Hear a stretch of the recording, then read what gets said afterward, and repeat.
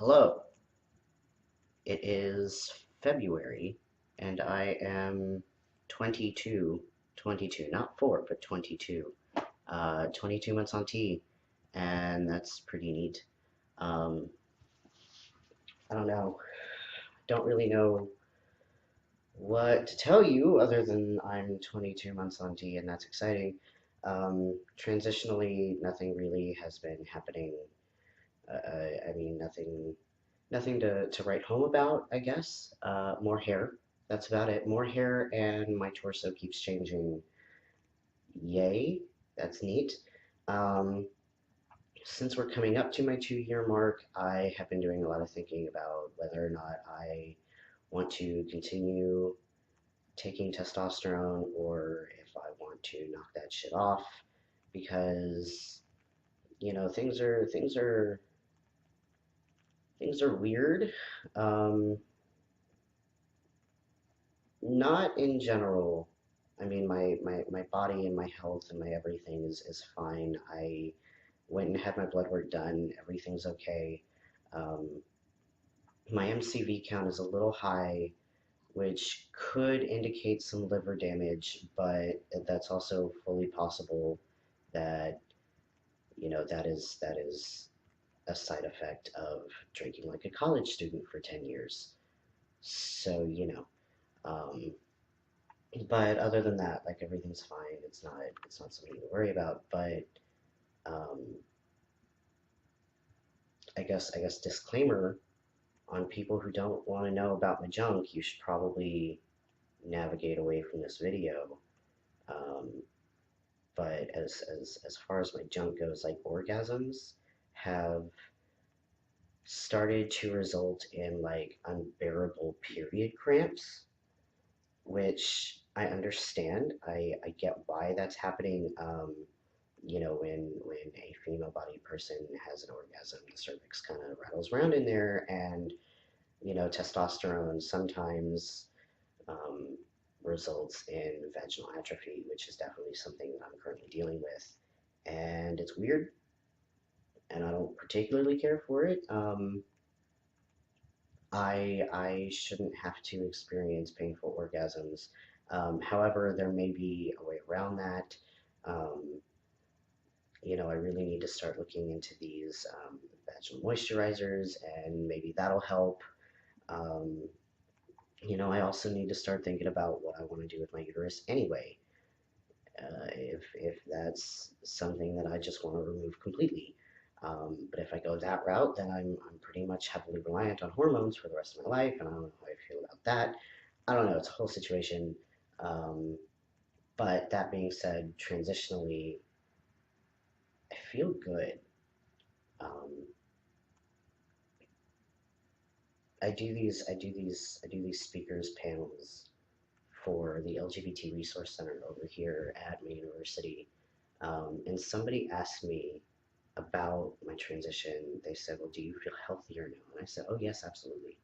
I very much feel healthier. I feel connected to myself in a way that I didn't know was possible."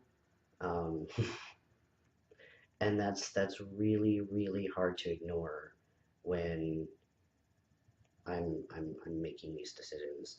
Um, so that's what's happening there. That's my thought process. That's my train of thought.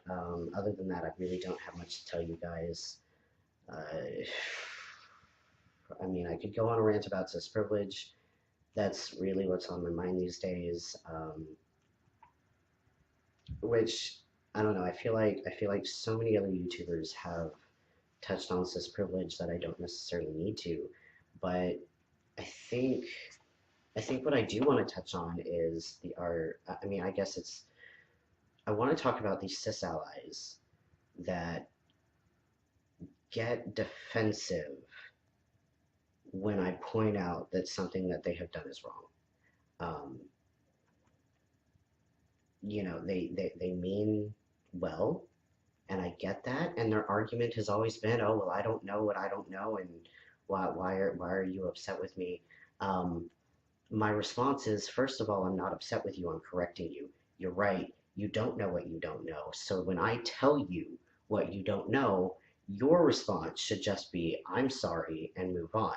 What usually happens, however, is a long drawn out defense of why they behave the way that they behaved, and then a guilt trip because they feel bad that I'm oppressed.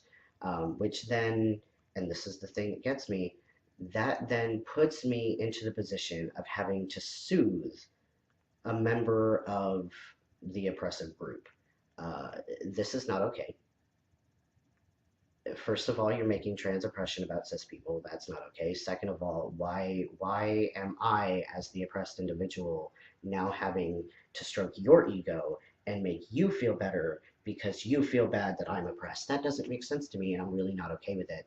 Um, so I have lost a couple friends recently because of this viewpoint, and I don't care.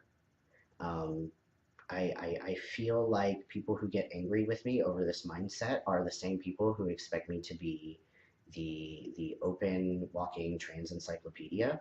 Um, and yeah, I'm super into education and I want to educate everybody, education for all. But you know what? Sometimes, every once in a while, I get one too many invasive questions, and I, as a human being with faults and feelings and all those human emotions, um, I guess I snap, and that bothers people. That really bothers people. Um, which really, I'm sorry. I'm sorry if you're bothered by it. You can get the hell out of my life. Like I really don't care.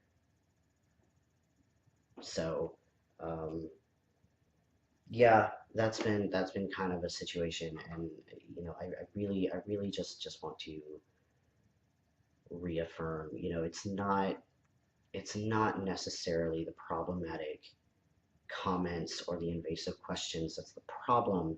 The problem is people's responses to my answers. And there's no way of getting around that. I can't fix that for you. That's something you have to do on your own. So that's a thing that's been happening. That's kind of where I stand on it. Um, don't really have too much else to say. I was recently asked to be the student chair of the LGBT advisory board here at my university, and that's really exciting. School, I guess, is going okay. It is what it is at school. I really don't know. It's not like I've gotten any grades back. I could be flailing in the wind for all I know. Who knows? But yeah, anyway, so I have to go catch up on some Chorless and Crusader because there's apparently a lot of like mixed gender signifiers happening, and my professor really wants me to talk about it because I'm the gender kid. So that's what I'm gonna go do, and I will see you in 2 months, or well, I'll see you in April when my 2-year mark is upon us. Bye.